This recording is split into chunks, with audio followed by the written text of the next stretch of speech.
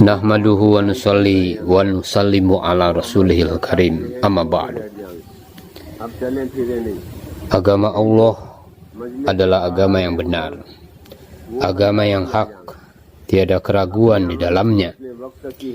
Apabila kita sampai kehilangan atas agama ini, maka akan mengakibatkan kesusahan selama-lamanya.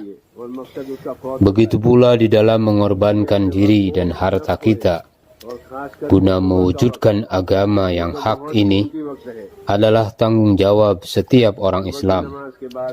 Maka bagaimana hal itu bisa kita kesankan benar-benar dalam hati kita? Jadi sudah merupakan satu ketentuan. Kalau sekiranya orang-orang Islam menggunakan harta dan dirinya untuk agama ini, tentu Allah Subhanahu wa Ta'ala akan memberikan kejayaan untuk kita baik di dunia sampai di akhirat.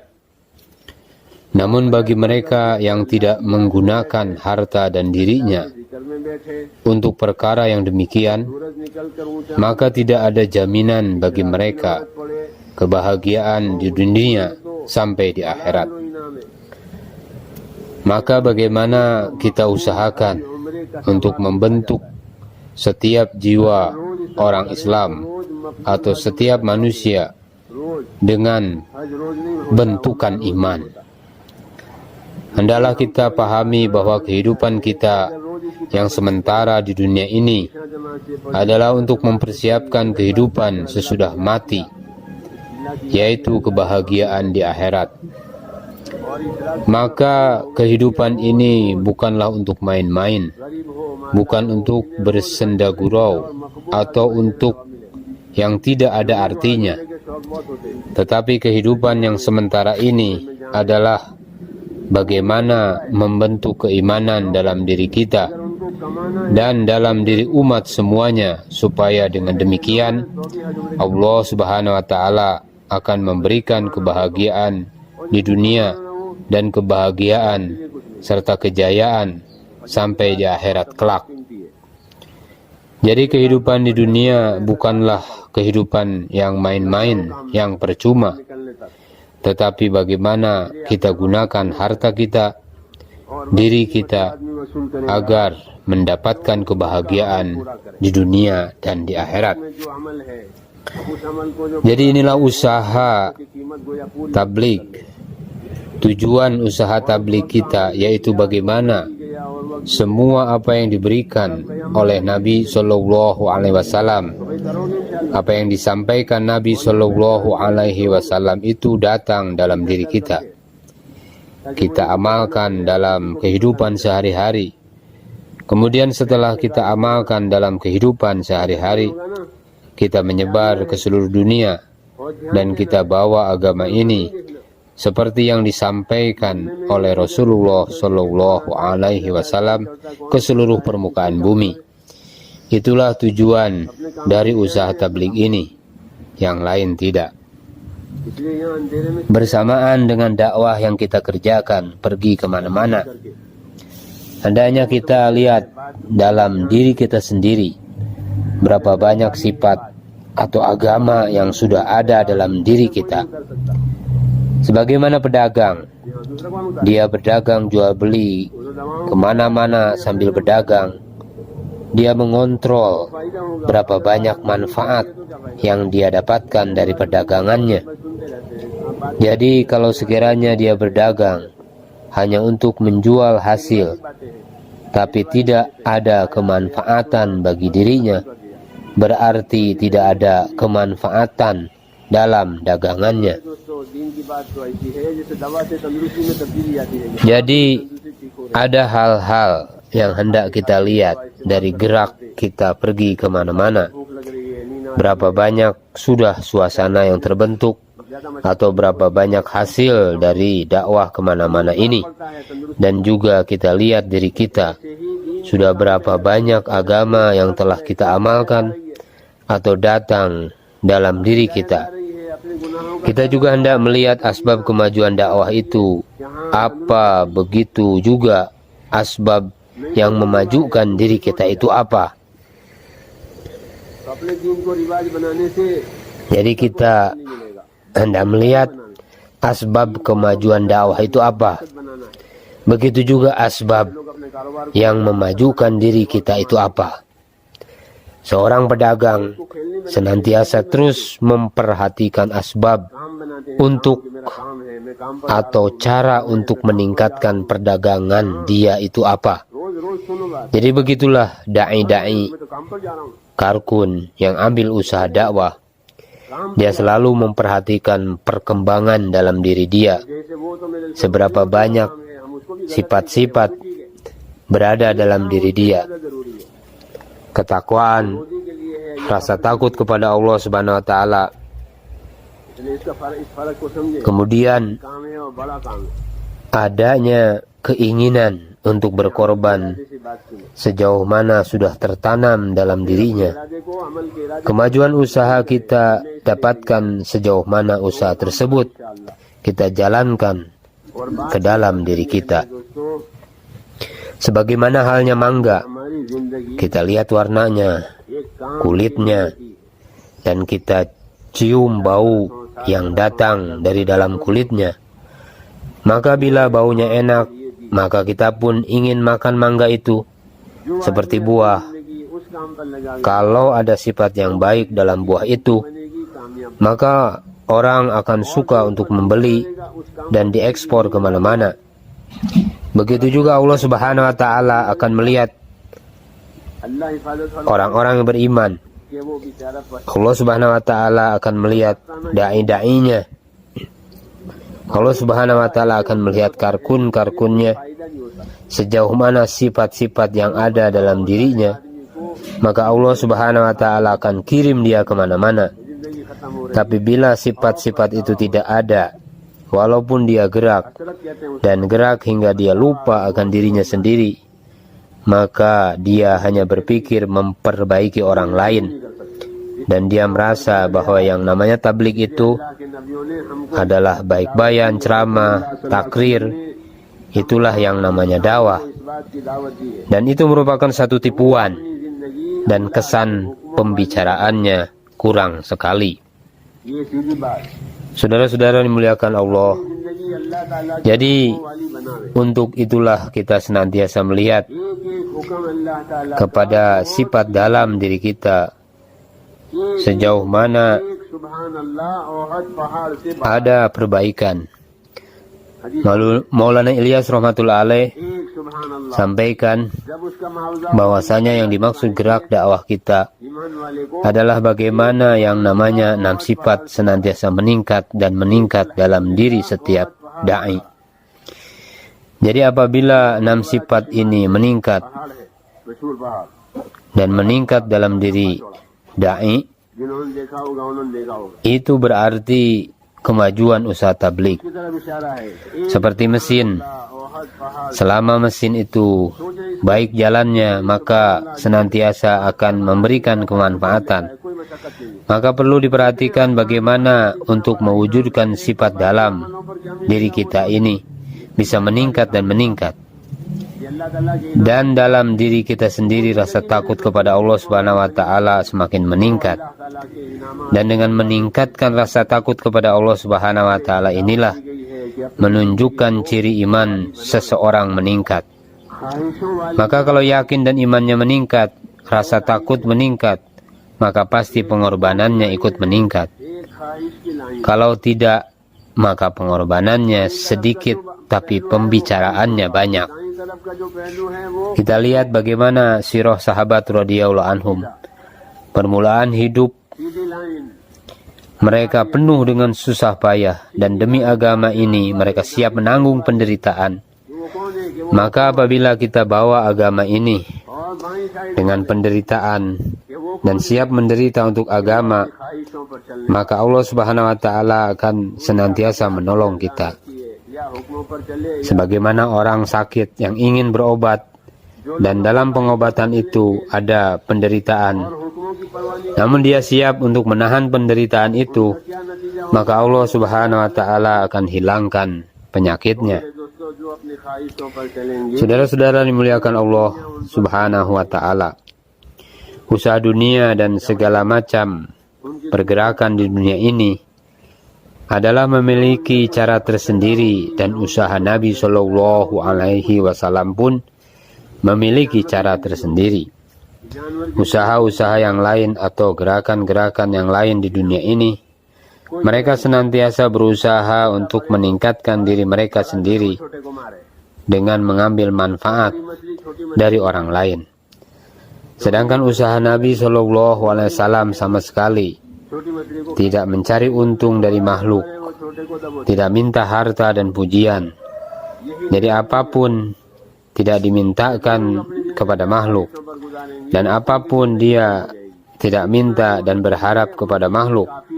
Bahkan harta dan dirinya dia gunakan untuk mendekatkan dirinya kepada Allah Subhanahu wa Ta'ala. Bahkan dia gunakan untuk kepentingan orang lain, sebab yang diinginkan hanyalah agar hubungannya kepada Allah Subhanahu wa Ta'ala semakin baik, dan hubungannya kepada sesama makhluk pun semakin baik. Maka yang namanya usaha agama adalah senantiasa ingin meningkatkan pengorbanan untuk agama. Maka sekiranya kita kerap bergantung kepada asbab, kepada kebendaan, maka nanti kita pun akan yakin kepada asbab, sehingga itulah juga yang akan keluar dari hati kita. Maka kita sebagai manusia harus menggunakan hak dan diam sesuai dengan keinginan Allah Subhanahu wa Ta'ala, sesuai perintah Allah Subhanahu wa Ta'ala. Maka nanti Allah Subhanahu wa Ta'ala akan memberikan keberkahan dalam asbab yang kita miliki. Para sahabat tahu bahwa yang namanya agama itu hak, maka mereka telah gunakan harta dan dirinya untuk agama. Dan juga para sahabat radhiyallahu anhum kerja untuk agama, tetapi mereka tidak meninggalkan usaha keduniaan mereka sehari-hari. Orang-orang muhajirin, mereka kerja agama, tapi mereka juga berdagang. Dan orang-orang Ansar, mereka kerja agama, tapi juga kerja di pertanian mereka. Dalam pekerjaan keduniaan mereka tadi, mereka letakkan semua hukum-hukum Allah Subhanahu wa Ta'ala, dan mereka gunakan untuk kepentingan agama. Maka akhirnya hukum-hukum Allah Subhanahu wa Ta'ala wujud dalam setiap pekerjaan mereka masing-masing, dan agama juga telah tersebar ke seluruh dunia karena mereka mempergunakan uangnya untuk agama. Demikian juga pekerjaan mereka untuk agama. Para sahabat radhiyallahu anhum dalam setiap kesempatan selalu menyebarkan agama, dan keyakinan kepada kebendaan telah keluar dari hati mereka karena mereka senantiasa mendakwahkan agama. Maka karena para sahabat radhiyallahu anhum tadi lagi dan lagi menyempurnakan takaza agama, walaupun dunia semakin datang kepada mereka, tetapi keyakinan akan asbab tadi semakin keluar dari hati mereka. Maka kalau pekerjaan dakwah ini kita kerjakan, maka akan menjadi contoh bagi orang lain. Kalau tidak, maka orang lain akan mengira bahwa tabligh itu suatu kelompok manusia yang tidak bisa diikuti. Kalau usaha dakwah ini dikerjakan sebagaimana dikerjakan para sahabat, maka dia akan menjadi contoh bagi orang lain, sehingga orang lain akan berbondong-bondong masuk masjid. Saudara-saudara dimuliakan Allah SWT, maka untuk meningkatkan usaha agama ini perlu kita tambahkan pengorbanan kita, dan bukan berarti dengan menambah pengorbanan kita lalu kita tinggalkan pekerjaan dunia atau tidak ingin bekerja sama sekali. Bukan itu tujuannya. Sahabat Abu Bakar radhiyallahu anhu setelah dimusyawarahkan dan diangkat menjadi khalifah, pada hari kedua pergi ke pasar untuk berdagang, dan orang-orang pun bertanya kepada dia akan pergi. Maka jawab Abu Bakar bahwa dia akan pergi ke pasar, sebab dia tidak pergi. Jika tidak pergi ke pasar, bagaimana dengan anak dan istrinya? Maka sahabat-sahabat berkata agar hal itu dimusyawarahkan. Syura pun saat itu dimusyawarahkan. Hingga akhirnya para sahabat yang lain memutuskan bahwa untuk keperluan Abu Bakar dan keluarganya diambil dari Baitul Mal. Dan itu pun sangat sedikit jumlahnya. Dan karena itu adalah putusan musyawarah. Akhirnya Abu Bakar radhiyallahu anhu bersedia untuk tidak mengurusi perdagangan. Abu Bakar menjadi khalifah selama 2 tahun. Dan ketika akan wafat, dia menanyakan berapa banyak uang negara yang sudah ia pakai. Ia katakan bahwa hartanya yang tersisa dijadikan pengganti uang yang sudah ia pakai.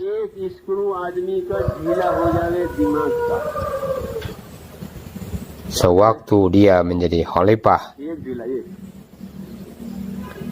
ia tidak mau bertemu Allah Subhanahu wa Ta'ala dalam keadaan memakai hak orang lain. Ia ingin berjumpa Allah Subhanahu wa Ta'ala dengan mengorbankan harta dan diri beliau sendiri. Beliau memakai uang karena putusan musyawarah. Usaha dakwah kita memerlukan pengorbanan. Apabila kita terus berkorban, Allah Subhanahu wa Ta'ala akan memberikan keberkahan hidup dalam dirinya. Yang namanya keberkahan di dunia adalah hati-hati manusia ini siap menerima hidayah. Hati mereka sendiri otomatis akan bersatu, dan dengan meningkatkan pengorbanan timbul kesatuan hati. Namun apabila masing-masing hanya melihat keuntungan diri sendiri, maka akan timbul pecah hati. Azas untuk meningkatkan dakwah kita ini adalah meningkatkan pengorbanan. Yang kedua, dakwah yang kita lakukan dengan pengorbanan akan muncul sifat istiqomah dalam diri kita. Yang disebut istiqomah adalah dalam setiap saat dan keadaan ia senantiasa hidupkan amalan agama. Tanpa istiqomah tidak ada peningkatan. Setiap sahabat dalam kehidupan mereka senantiasa wujudkan sifat istiqomah. Jadi mereka adalah orang yang mustaqim. Allah Subhanahu wa Ta'ala telah mengatakan masalah istiqomah ini kepada para anbiya alaihim mussalatu wassalam. Dan istiqomah ini sangat penting karena keadaan-keadaan selalu datang dalam kehidupan. Kadang-kadang kekayaan, kemiskinan, sehat, sakit datang secara bergantian. Bermacam-macam keadaan datang kepada manusia. Kalau manusia berjalan hanya sesuai dengan satu keadaan saja, maka ia tidak dapat istiqomah dalam usaha dakwah. Tetapi seandainya dia berjalan dengan fikir, maka ia akan istiqomah dalam dakwah ini. Suatu saat datang surat kepada Hadraji. Ada yang menulis bahwa dia sudah 22 tahun ambil usaha ini dan sudah melakukan jaulah selama 12 tahun. Namun tidak ada perubahan dan peningkatan dalam kerja dakwahnya. Jadi selama 22 tahun keluarganya tidak meninggalkan sholat, dan 12 tahun tidak tinggalkan jaulah. Jadi yang namanya istiqomah adalah apabila selama 22 tahun tidak tinggalkan sholat, dan selama 12 tahun tidak meninggalkan jaulah. Dalam keadaan bagaimanapun tetap jaulah. Istiqomah dalam setiap saat dan keadaan. Itulah yang disebut pengorbanan. Maka setiap dari diri kita hendaklah membuat tertib untuk masing-masing. Maka kalau kita sudah membuat tertib seperti ini, akan muncul perbaikan dalam diri kita, dan suasana mahol akan terbentuk. Kita berikan waktu setiap hari, setiap minggu dengan 2 jaulah, dan setiap bulan istiqomah keluar 3 hari. Begitu pula tertib tahunan. Jadi setiap orang memiliki tertib dan berjalan dari waktu ke waktu di atas tertib tadi, serta menyisihkan waktu untuk pekerjaan kita. Apabila sudah bekerja dengan waktu yang telah ditentukan, maka pekerjaan pun akan terbentuk. Setelah istiqomah, perlu dipikirkan lagi bagaimana menambah pengorbanan lagi. Dia sudah memberikan masa 40 hari setiap tahun selama 10 tahun, dan cukup sampai di situ saja tanpa adanya peningkatan. Masing-masing memikirkan perdagangannya sendiri-sendiri. Begitu pula kita memikirkan bagaimana untuk menambah masa pengorbanan dalam dakwah ini. Maka peningkatan dan perkembangan dalam usaha dakwah ini akan senantiasa ada. Tetapi kalau tidak pikir bagaimana tambah korban, amal sebelumnya akan merosot. Dan masalah itu yang kebanyakan terjadi pada saat ini. Tertib yang ada menjadi merosot dan berantakan karena tidak dipikirkan untuk meningkatkan pengorbanan. Misalnya, orang yang berpikir tentang sholatnya, dia berusaha memikirkan bagaimana dia dapat sholat benar-benar pada takbir pertama, takbiratul ula. Maka seandainya dia selalu memikirkan takbiratul ula agar tidak ketinggalan, tentu tidak akan ketinggalan 1 rakaat pun. Akhirnya dia akan menjaga sholat dengan berjamaah. Selanjutnya dia pikirkan, tingkatkan pikirnya, yaitu untuk menunggu sholat. Maka orang yang menanti sholat tidak akan ketinggalan takbiratul ulanya. Semakin dia meningkatkan pikirnya, maka tertib yang sudah ada tidak akan merosot, selalu istiqomah. Selanjutnya dia pikir bagaimana untuk menjaga dirinya dengan cara memikirkan lingkungannya agar tidak ada satupun yang ketinggalan sholat. Maka sekitarnya semuanya akan mengerjakan sholat. Bagaimana di rumahnya, di kantornya, semua orang bisa sholat. Agar lingkungannya dapat istiqomah, lalu dia pikir bagaimana seluruh orang yang ada di lingkungannya buat usaha dakwah, menjadi da'i, berkeliling membawa agama. Dia perlu duduk untuk memikirkan musyawarah setiap hari. Dengan demikian istiqomah akan tercapai dan usaha dakwah ini akan meningkat. Insya Allah peningkatan dapat tercapai dengan cara yang benar dan istiqomah. Lalu usaha yang kedua, bagaimana usaha dakwah ini dapat tersebar ke seluruh umat. Bagaimana seluruh umat, baik kaya, miskin, dan dari berbagai pekerjaan dapat menjadi pekerja-pekerja agama.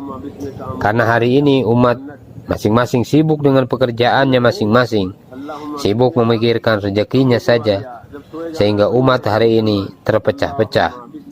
Umat yang terpecah-pecah tadi itu, maka kita bawa ke dalam agama. Ini adalah tanggung jawab kita, yaitu bagaimana membawa seluruh umat untuk mengikuti perintah-perintah Allah Subhanahu wa taala dan Nabi sallallahu alaihi wasallam. Asas dari usaha agama ini adalah umumi atau untuk semua orang, seperti air hujan yang turun untuk semua orang. Maka Nabi sallallahu alaihi wasallam sabdakan perumpamaan ilmu dan hidayah yang diberikan kepada saya, di mana saya diutus dengannya, adalah seumpama hujan yang turun dari langit. Jadi air hujan kemana-mana akan tercurah, bahkan ke lautan sekalipun, di atas gunung-gunung, di kebun-kebun, sawah, jalan raya, dan atap rumah. Begitulah usaha dakwah ini hendaklah turun menyeluruh untuk seluruh kawasan manusia. Jadi bukan hanya untuk satu kelompok dan bukan hanya satu tempat saja. Bila hujan hanya turun di satu tempat saja, maka akan terjadi kekurangan di lain tempat. Padahal Allah Subhanahu wa taala menjadikan Nabi sallallahu alaihi wasallam sebagai rahmatan lil alamin. Bagaimana seluruh dunia ini menjadikan Nabi sallallahu alaihi wasallam betul-betul sebagai rahmat. Kalau kita memikirkan bagaimana untuk mengumpulkan orang dari seluruh lapisan masyarakat, dengan sendirinya Allah Subhanahu wa Ta'ala akan menyatukan umat ini. Karena kalau kita memikirkan untuk mengumpulkan seluruh lapisan masyarakat saja, tapi kita tidak bersatu, maka tidak ada manfaatnya.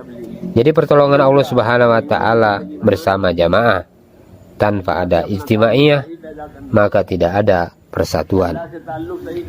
Saudara-saudara yang dimuliakan Allah Subhanahu wa Ta'ala, agama Islam adalah suci, dan usaha agama adalah suci dan bersih. Maka orang yang buat usaha agama ini haruslah betul-betul suci dan bersih, sebagaimana pakaian yang harus bersih. Sebuah kisah sahabat bagaimana keadaan mereka betul-betul bersih. Abdullah bin Umar radhiyallahu anhu katakan, para sahabat adalah orang-orang yang paling bersih hatinya. Jadi di dalam hati mereka tidak ada keinginan untuk membesarkan dirinya. Sebab kalau ada orang yang berkeinginan untuk membesarkan dirinya, maka nanti dia akan tenggelam. Jadi amalan dakwah ini tidak akan terbentuk oleh kesombongan atau usaha untuk membesarkan diri. Maka Allah Subhanahu wa Ta'ala menjadikan Nabi Shallallahu Alaihi Wasallam untuk membawa usaha dakwah ini, dan dalam waktu yang sama Rasulullah Shallallahu Alaihi Wasallam menjadi seorang hamba, bukan untuk membesarkan dirinya, melainkan sebagai hamba Allah. Jadi begitulah setiap orang yang kerja dakwah ini, jangan sampai ada di hatinya niat untuk membesarkan diri. Allah Subhanahu wa Ta'ala telah firmankan bahwa akhirat diperuntukkan bagi orang yang tidak menginginkan kehidupan dunia dan berbuat kerusakan di permukaan bumi. Allah Subhanahu wa Ta'ala menjadikan akhirat bagi orang-orang muttaqin. Maka hendaklah kita benar-benar menjadi seorang hamba yang merendahkan diri kita, maka nanti dakwah kita akan berjalan. Demikian pula jangan sampai kita memaksakan pendapat kita, dan bila pendapat orang lain itu benar, jangan sampai kita menolak. Inilah tanda bersihnya hati seseorang, sebagaimana keadaan para sahabat radhiyallahu anhum. Hati mereka bersih dari cinta dunia, jadi tidak ada perasaan terhadap dunia di hati mereka. Bahkan mereka korbankan harta dan dirinya untuk kehidupan akhirat. Maka itulah sahabat dikatakan memiliki hati yang bersih. Dan karena bersihnya hati mereka, akhirnya satu sama lain ingin saling membesarkan orang lain. Abu Bakar radhiyallahu anhu mengatakan bahwasanya kalau untuk menjadi amir, maka Umar lebih pantas sebagai amir. Abu Bakar radhiyallahu anhu juga mengatakan bahwa Abu Ubaidah radhiyallahu anhu lebih pantas menjadi amir. Sebaliknya Abu Ubaidah radhiyallahu anhu mengatakan sementara Abu Bakar ada, siapa yang berani mendahului Abu Bakar? Sedangkan beliau diangkat menjadi imam oleh Nabi Shallallahu Alaihi Wasallam ketika Nabi Shallallahu Alaihi Wasallam masih hidup. Umar mengatakan bahwa jika Abu Bakar masih ada, kalau saya dipilih menjadi amir, maka mati lebih baik bagi saya.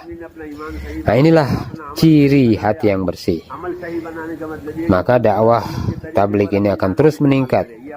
Bukan berarti tabligh tidak meningkat lagi kalau bermoto saya ini yang besar, yang lainnya disingkirkan. Itu bukan amalan kita. Itu adalah pekerjaan setan. Setan mengatakan saya lebih baik dari Adam.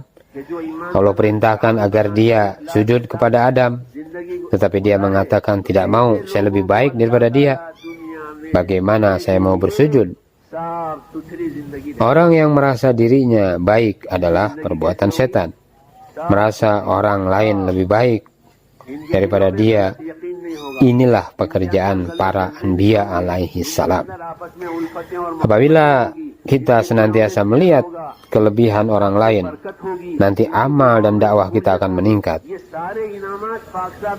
Maulana Ibrahim selanjutnya mengatakan bahwa sifat yang keempat adalah memberi ikram, memuliakan, bukan meminta ikram. minta dimuliakan. Sebab kalau orang minta diikram, akan timbul pertentangan dan permusuhan yang besar. Dakwah tidak akan berjalan lewat orang-orang yang minta diikram, tetapi hanya melalui orang-orang yang senantiasa mengikram orang lain. Dakwah ini akan tetap berjalan. Orang yang minta diikram akan timbul perkelahian. Kalau sudah terjadi perkelahian, dakwah tidak terbentuk. Akhirnya timbul keresahan dan kegalauan. Nabi SAW menyatakan Allah Subhanahu wa Ta'ala tidak akan menyesatkan suatu kaum kecuali telah memberikan kepada mereka sifat membunuh, suka berkelahi dan berdebat. Jadi kalau kaum ini sudah berkelahi satu sama lain, berdebat satu sama lain, maka mereka pun akan disesatkan oleh Allah Subhanahu wa Ta'ala. Kalau perkelahian dan perselisihan itu terjadi, yaitu jika masing-masing menginginkan ikram, masing-masing menginginkan ingin dimuliakan, tetapi jika sekiranya dia suka untuk memberikan ikram, maka segala potensi-potensi dan kelebihan-kelebihan orang akan terkumpul dalam usaha dakwah ini. Jadi dalam dakwah ini kita hendaklah belajar bagaimana memberikan ikram. Jadi sejauh mana sifat keempat ini benar, maka dakwah dengan tertib yang benar akan terbentuk. Jadi yang dimaksud dengan sifat keempat itu adalah apa yang dia sukakan untuk dirinya, dia sukakan juga untuk orang lain. Dan apa yang dia tidak sukakan untuk dirinya, maka dia tidak akan sukakan juga kepada orang lain. Maka itulah yang namanya keadilan. Dan yang lebih tinggi daripada itu adalah selain adil adalah ihsan, yaitu bagaimana diri dia digunakan untuk orang lain. Inilah akhlak para nabi. Jadi orang-orang menyiksa beliau, tetapi beliau bahkan mendoakan orang tersebut. Saudara yang dimuliakan Allah Subhanahu wa Ta'ala, Maulana Inamul Hasan rahmatullah alaih lagi dan lagi mengatakan bahwasanya kita mengerjakan pekerjaan ini hendaklah sambil kita kerja, kita kecilkan diri kita. Kita merasa yang terkecil dalam dakwah ini, dan Allah Subhanahu wa Ta'ala meletakkan kemuliaan dalam amal ini, tapi kita jangan mencari kemuliaan. Jadi tidak menginginkan kemuliaan dari orang, tidak menginginkan harta mereka, bahkan kita menginginkan kemajuan bagi teman-teman kita. Sebagaimana Abu Bakar As-Siddiq radhiyallahu anhu yang memajukan Umar radhiyallahu anhu, begitu juga Abu Ubaidah radhiyallahu anhu dimajukan beliau. Sedangkan orang-orang dunia berprinsip lain, yaitu saya tetap, orang lain jangan tetap, singkirkan. Jadi inilah jalan kita, ikramul muslimin, yaitu ingin menjadi orang yang betul-betul memberikan ikram kepada orang lain. Jadi kalau kita sudah menetapkan untuk mengikram orang lain, apakah kita sudah mengikram saudara-saudara kita sendiri dalam jamaah? Bagaimana? Teman-teman kita ini selalu bersama kita 24 jam, bahkan setiap hari, bertahun-tahun bersama kita dalam pengorbanan. Kita menganjurkan untuk ikram pada orang lain, bahkan orang-orang yang berdosa pun diikram juga. Maka teman-teman yang bersama-sama kita, sudahkah kita ikram? Saudara-saudara yang dimuliakan Allah Subhanahu wa Ta'ala, kalau ikram ini ada dalam kehidupan kita, maka sebanyak manapun fitnah-fitnah yang ada selama ini, semuanya akan hilang dengan sendirinya. Maulana Ilyas rahmatullah alaih katakan bahwasanya bila kamu berbuat baik kepada orang lain, maka orang lain itu akan berbuat baik kepada kamu sebagaimana kamu berbuat baik kepada mereka. Untuk itulah sebelum kita bermuamalah, bergaul kepada orang lain, hendaklah kita pikirkan dalam-dalam, karena sebagaimana kita berbuat kepada orang lain, maka orang lain pun akan berbuat seperti itu juga pada diri kita. Dan itulah yang disebut husnul muasyarah. Muasyarah yang baik adalah berbuat baik kepada orang lain, dan kita mesti paham dengan derajat masing-masing sehingga kita mudah bergaul kepada mereka sesuai dengan derajatnya. Nabi SAW bersabda, letakkanlah manusia sesuai dengan kedudukannya. Dengan demikian, bila unsur muasyarah ada dalam diri kita, maka hati kita pun senantiasa akan bersatu. Dengan adanya kesatuan hati, segala kerusakan demi kerusakan nanti akan menyembunyikan dirinya sendiri. Segala kebaikan demi kebaikan nanti akan muncul. Kalau hal itu tidak ada, muasyarah tidak ada, maka hati pun akan pecah. Bila hati sudah pecah, kejelekan-kejelekan pun akan datang. Dakwah ini akan jatuh, dan orang-orang yang buat dakwah akan jatuh dalam pandangan manusia. Saudara-saudara yang dimuliakan Allah Subhanahu wa Ta'ala, sifat keenam yang kita miliki adalah untuk memelihara dakwah kita. Jadi perintah-perintah Allah Subhanahu wa Ta'ala ada yang berhubungan dengan ibadah, memperbaiki ibadah, dan ada juga yang berhubungan dengan muasyarah, berbuat baik kepada sesama, memberikan hak orang lain. Di antara perintah itu, jika sekiranya ada dosa-dosa atau kesalahan-kesalahan orang, tutupi kesalahan tersebut, sembunyikan aib orang itu, kemudian perbaiki secara sembunyi. Jangan sampai diketahui orang banyak, tapi menyendiri sehingga suasana keburukan itu tidak tersebar dan tidak kita sebutkan satu dengan yang lain. Sayyidina Umar radhiyallahu anhu mengatakan bahwa matikanlah kebatilan-kebatilan ini dengan tidak menyebutkannya. Tapi kalau kita sebutkan, maka keburukan akan tersebar. Lingkungan pun akan rusak karena lingkungan ini bergerak terus. Dakwah ini akan membentuk keadaan yang baik. Penting sekali bagi kita menjaga lingkungan. Kalau sekiranya tidak ada usul, maka pertolongan Allah Subhanahu wa Ta'ala tidak akan datang. Kalau sekiranya tidak ada tertib, maka pertolongan Allah Subhanahu wa Ta'ala akan datang. Bila pertolongan Allah Subhanahu wa Ta'ala terhenti, maka hati akan terpecah-pecah.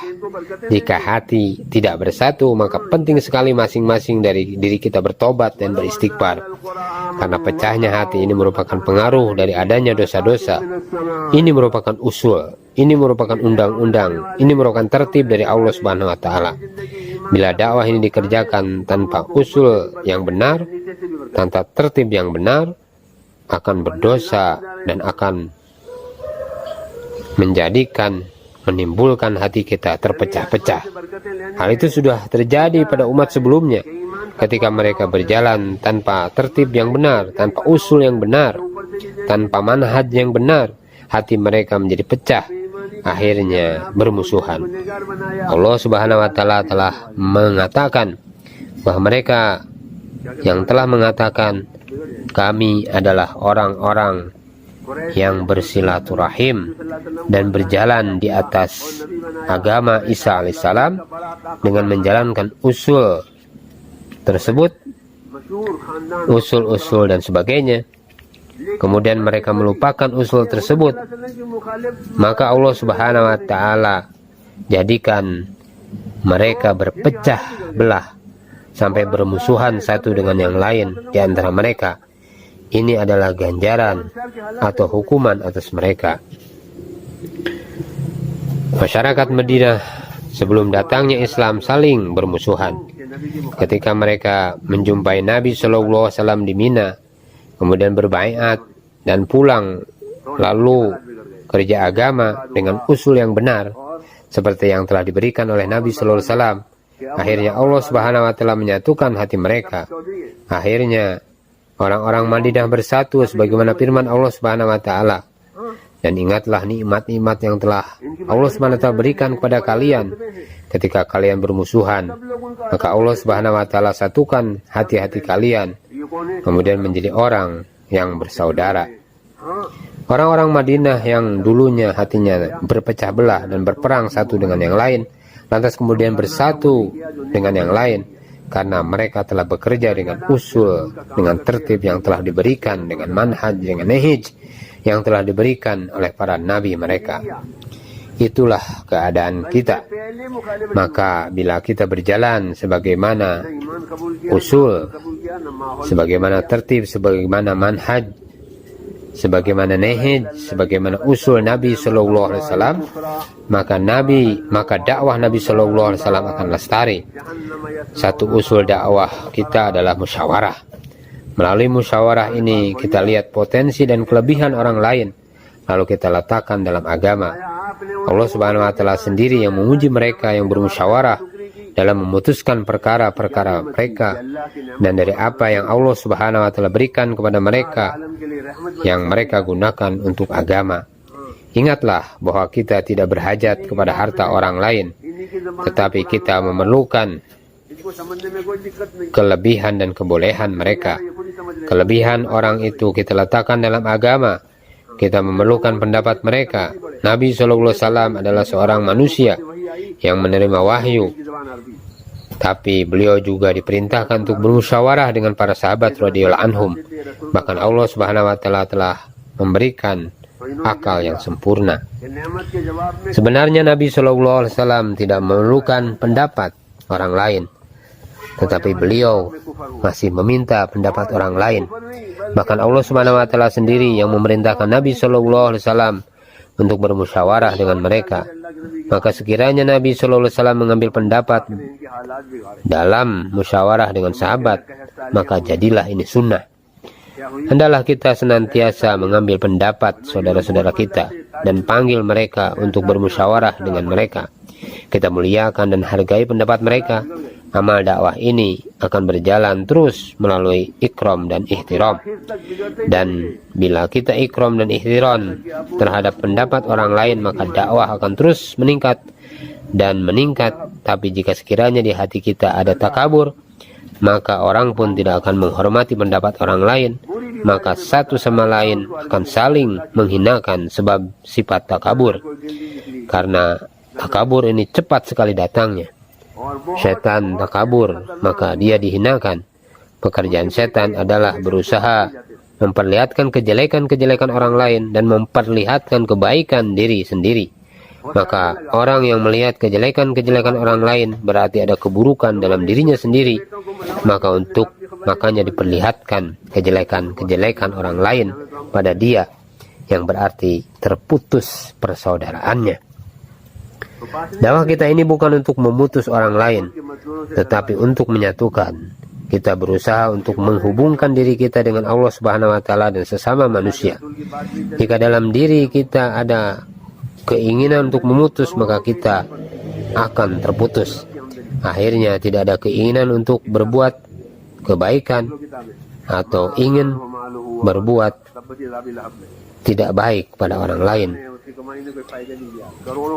Akhirnya tidak ada keinginan untuk berbuat kebaikan atau ingin berbuat tidak baik pada orang lain. Sayyidina Ali katakan, saya sudah meyakini kematian saya ketika Utsman radhiyallahu anhu terbunuh. Ketika zaman Utsman sudah terjadi bunuh-membunuh, maka zaman saya pun akan seperti itu juga. Maka perlu kita usahakan bagaimana dalam lingkungan kita jangan sampai sifat ihtiram itu hilang. Maulana Ilyas rahmatullah alaih katakan bahwa di dalam dakwah ini kita hendak saling menukar kebaikan. Kita melihat kebaikan orang lain dan kebaikan kita berikan kepada orang lain. Inilah karakter tabligh. Hendaklah kita melihat kebaikan-kebaikan orang lain. Orang yang tidak melihat kebaikan orang lain berarti tidak ada kebaikan dalam dirinya. Saudara-saudara dimuliakan Allah, dakwah kita adalah mengusahakan untuk menyatukan orang-orang, dan syaitan untuk menghancurkan orang adalah menanamkan suudzon dalam hati orang-orang. Satu sama lain saling berburuk sangka. Apabila timbul buruk sangka dalam diri kita, maka kita akan memandang jelek pada orang lain. Maka nanti ia akan melihat aib orang lain. Kalau sudah begitu, maka ia akan suka menyebut aib-aib orang lain, dan lingkungan akan menjadi suasana ghibah, dan ghibah adalah besar dosanya, lebih besar daripada zina. Maulana mengatakan balasan dari ghibah akan diberikan secara langsung, secara cash, yaitu hati-hati tidak akan percaya sehingga tidak bisa menyatu dengan orang. Akhirnya yang benar akan habis dan kebenaran akan timbul kemarahan-kemarahan. Jadi di dalam kebenaran akan timbul kemarahan-kemarahan. Jadi hati-hati tidak.